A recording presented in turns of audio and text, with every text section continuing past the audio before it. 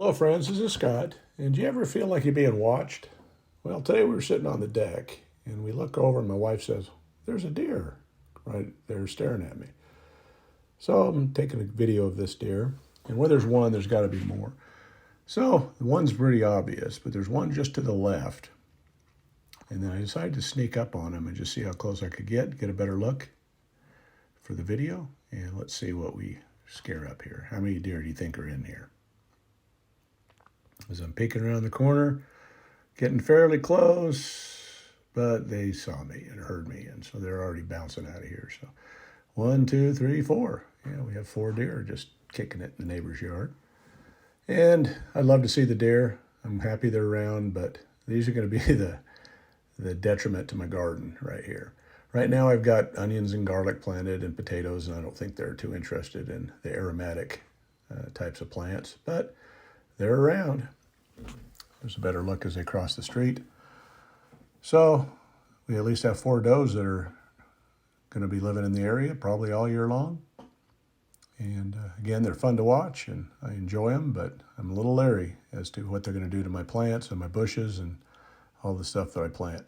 Now's the time of plenty, so I don't think they're going to be, maybe, well, there's eating a tree right there, so yeah. But it is the time of plenty, and hopefully these deer will find their own way around in somebody else's yard and maybe stay away from mine. But if I make mine too lush and full of food, they'll be coming. And if I ever put a pond in, I know I'll be attracting the deer. So, well, it was 2 weeks ago I mowed, and as you can see, it looks pretty terrible already after 2 weeks. So the moral of the story is, in the spring, you got to mow every week, or you're going to be, inundated. Now the lilac bushes that I pruned down are beautiful. They smell really nice. We took some in the house, and they really made the house smell wonderful.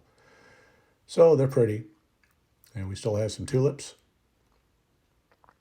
and they're getting old. So I mowed those up. They were about done. And checking on the progress of everything else. As you see, that's the weed. So if anybody knows what those weeds are there, whatever that plant is, let me know, because it's just everywhere. Along with the dandelions now, but I don't mind dandelions. The bees like them. But checking on all the fruit trees I put in, and they all seem to be alive. They either have leaf growth, budding out. And this one's funny. I haven't got all the cages on here yet, but this is just one stick, and this tree has got blooms all over it off the main stem. So way too young to be having fruiting flowers, but it is.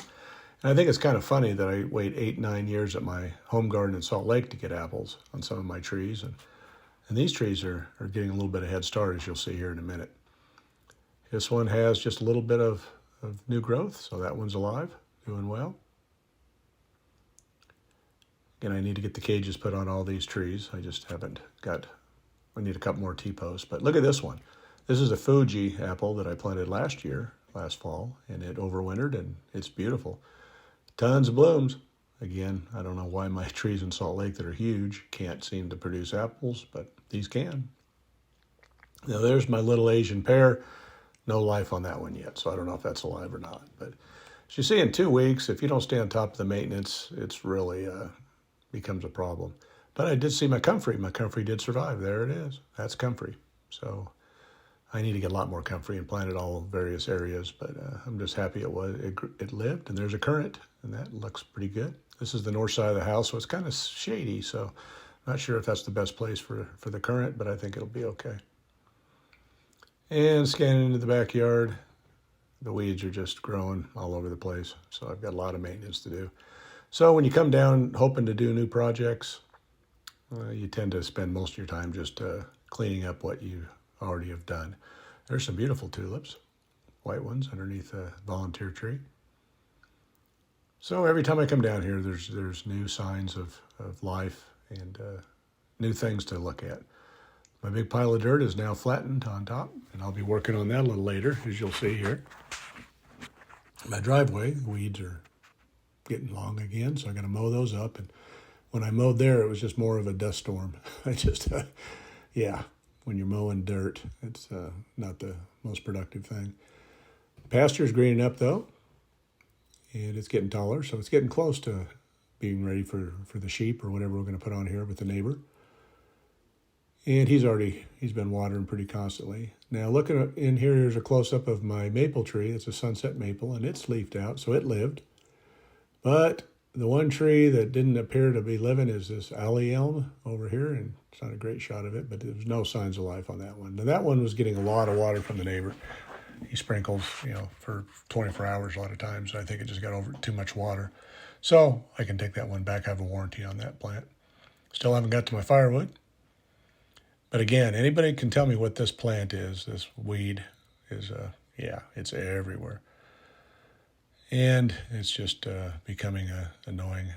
Now, the birdhouse I put up last year when I first bought the house was one of my first things, seeing if somebody's used it. And there's a lot of little, really stiff sticks in there. So it's full. So I don't know what bird used it, or was planning on using it. There's no babies in it currently. Here's a closer look at that weed. But that's going to be the battle, is this stuff. And at least down here we don't have stickers. We don't have anything that's really prickly or anything like that. But I think I can smother it out over time. Yeah, the garlic and the onions are doing well. And looking at the potato bins, let me take a look here and see if there's any signs of life yet coming up. And the first couple, there's not. I think they weren't watered that good. But there's a little bit of green. So there's some potatoes coming up, and as I go down the line, more and more growth. So I only put 2 seed potatoes in each one of these bins. I usually put 3, but I decided just to use 2. And so they're coming up, and they should work pretty good. And I also brought a bunch of cardboard down, so I'm going to keep expanding the beds, toward the house. And I think where I got the biochar on top of there, I'm going to plant tomatoes. So I've got to bring tomato cages down and bring the tomatoes. But more weeding to do, but a lot of mowing. I think it took me 4 hours to mow all this yard. Here's my pane right here. I think you can kind of see how tall the weeds are. Again, I hadn't mowed it in 2 weeks, and it could be worse, but yeah, this stuff really explodes in the spring. So I was smart enough to put the wheelbarrow close. I could just dump, probably 3 bags of full bags in the wheelbarrow, and I used this mulch for some of the planting beds to smother weeds. Now, if I had a compost bin going right now or had some brown material, I would be making compost or feeding it to animals, like chickens. But yeah, 4 hours of mowing, and that's just if I mow every week, it's probably 2.5. Now here's where I put all this grass clippings, and I'm just going to try to smother these weeds out. And in the front of this is the southeast or southwest side of the yard, and then this is the backyard on the southwest. And no, this is actually the east. So I'm going into the east part of the yard, and you just see this is just mowing. This is just, you take one swipe and back, and you're dumping a bag. So I don't know how many times I dumped the bag, but a lot. But against biomass, it's valuable stuff, really. It's a lot of people look at this as just a big pain, but I look at this as a resource. And here is a look from the deck after I mowed. So you can, it looks a lot better when you can't tell it's just all weeds, not grass. But that'll all be smothered out there when I make the planting beds. Big pile of dirt. That's where I'm thinking I was going to put a pond. I don't know if I'm going to do that yet. I might put a shade tree over here. And then the pond might be just not a good idea for animals. They may just eat up all my garden. But there's a side yard, and I'll do a little watering. But it looks a lot nicer once it's mowed down. But you can see that little line on the left here, that's the city's property, and I hope they mow it soon, or that weed is just going to keep putting seeds out into my yard. But yeah, it looks much better once the mowers hit it, but it's a lot of work. Again, I come down for short trips. I was down here for one night and parts of 2 days, and most of it was just maintenance. But I did get a little bit done extra. I just try to keep up with what I've done up to this point, and then I'm always trying to get at least something else accomplished, and I was able to do that this trip, and I'll be showing you that here in a minute. But yeah, it cleans up pretty nice. I'm going to weed and feed this. I haven't done that yet. And then I'll use the grass clippings. I don't want to put them in my garden, obviously, or have any animals eat them. So I'm going to put them down the fence lines on the city property and smother the weeds on the outside of the fence. So I am going to weed and feed. But here's the cardboard I brought down. My brother-in-law owns a shipping and packaging store and has some cardboard for me. There's Miss Thing. She was happy to see me, and she's hanging out.